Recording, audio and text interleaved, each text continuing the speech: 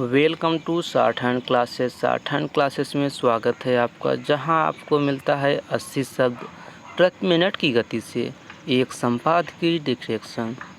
साथियों, यह डिक्टेशन आपको पसंद आए तो इसे लाइक, सब्सक्राइब, शेयर, कमेंट और साथ ही बेल आइकन को दबाना न भूलें। यह डिक्टेशन ठीक 3 सेकंड बाद स्टार्ट होगा। Ready, start. प्रधानमंत्री सहायता कोष यानी पीएम केयर्स से 1000 करोड़ रुपए की मदद मजदूरों को पहुंचाने की घोषणा की गई है।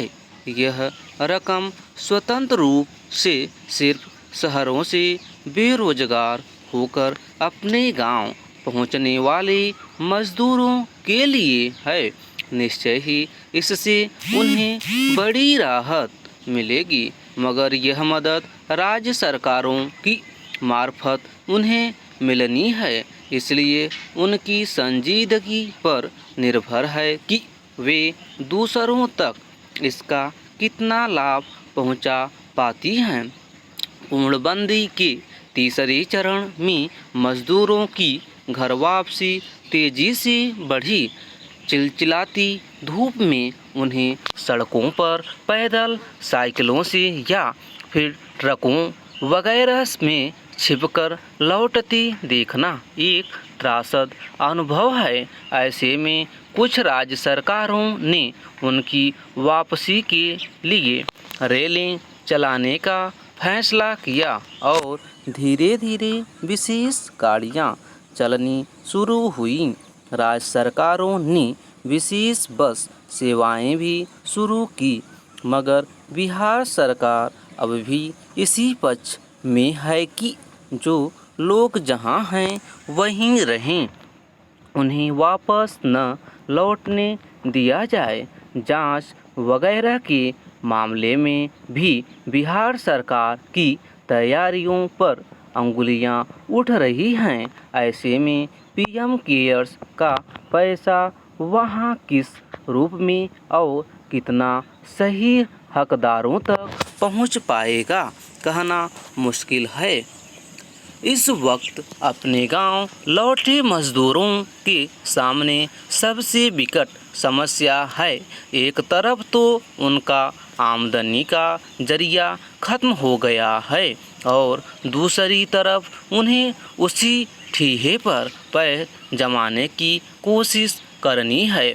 जहां की बदहाल स्थितियों से परेशान होकर वे शहरों की तरफ गए थे। शहरों में रहते हुए जो कुछ उन्होंने कमाया था, वह सब कुछ वे गंवा चुके हैं। गांव लौटकर भी उन्हें किस तरह 2 जून की रोटी नसीब होगी, इसकी चिंता बनी हुई है। ऐसे में पीएम केयर्स का पैसा अगर सीधे उन तक पहुंचाने का प्रयास किया जाता है तो उनके लिए बड़ी मदद होगी, मगर अभी तक इन मजदूरों की सही पहचान, इनका पंजीकरण आदि नहीं हो पाया है। इसके चलते उन्हें मदद पहुंचाने में सरकारों को अड़चन आ सकती है। ऐसे वक्त में राज्य सरकारों की संजीदगी की ज़रूरत है कि वे कैसे वापस लौटे मजदूरों की दशा सुधारने के लिए व्यावहारिक कदम उठाएं। पूर्णबंदी के समय के अनुभवों से कुछ सबक मिले। राज्य सरकारों ने गरीबों के लिए भोजन आदि का प्रबंध किया, कुछ नकदी भी उनके खातों में डाली गई, मगर जिन लोगों का पंजीकरण नहीं था उन तक वह मदद नहीं पहुंच सकी। वे खैरात के भोजन के भरोसे ही जिंदा रहने का प्रयास करते रहें।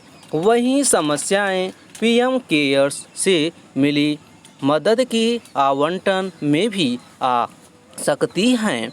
इस वक्त राज्य सरकारों के सामने दोहरी चुनौती है कि किस तरह कोरोना संक्रमण को फैलने से रोका जाए और दूसरी तरफ किसी को भूख और बदहाली से न मरने दिया जाए। जिस तादाद में प्रवासी मजदूर अपने घरों को लौट रहे हैं, उनसे गांवों में संक्रमण फैलने का खतरा निस्संदेह बढ़ गया है, पर उन्हें बदहाली में बंद करके कहीं और नहीं रखा जा सकता।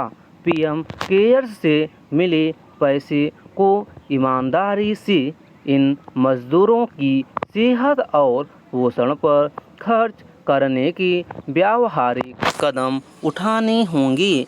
अपने घरों को लौट रहे लोगों की पहचान करना मुश्किल काम नहीं है।